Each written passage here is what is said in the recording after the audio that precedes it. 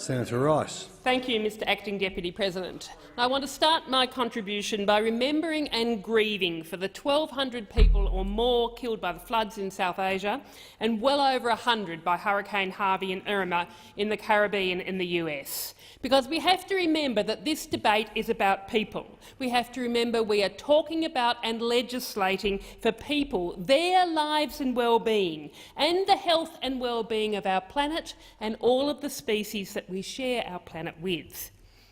That said, can I just share some facts with you? Real facts. Real facts. The floods in South Asia are the region's worst floods for 40 years, with a metre of rain falling over some areas in the space of days. There are 40 million people affected in Nepal, India and Bangladesh. Hurricane Harvey was a 1 in 25,000-year storm. Hurricanes Harvey and Irma are going to cost in clean-up around about $100 billion each.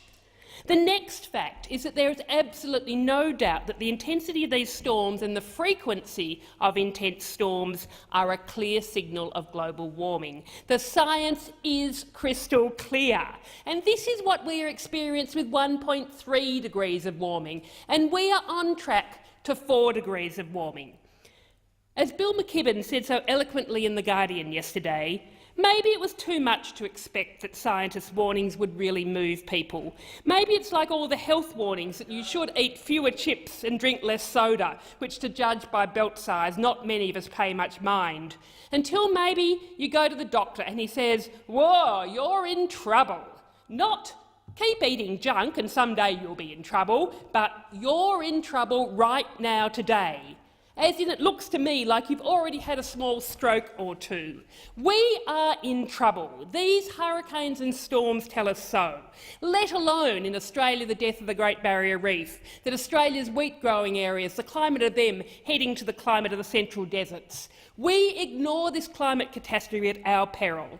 But our government's got no plan. They just want to prop up the clunker of a coal mine, and they're falling over themselves to subsidise the Adani coal mine because the private sector won't touch it, because coal mining is an outdated, destructive, dying industry. And then they belittle and ridicule anybody that dares to call out the truth.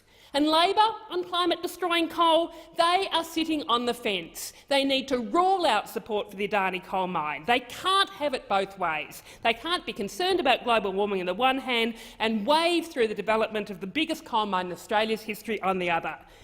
I remain optimistic. We're going to kick this science-denying government out of office, and we can shiftly move to a clean future for us all. Your time has expired.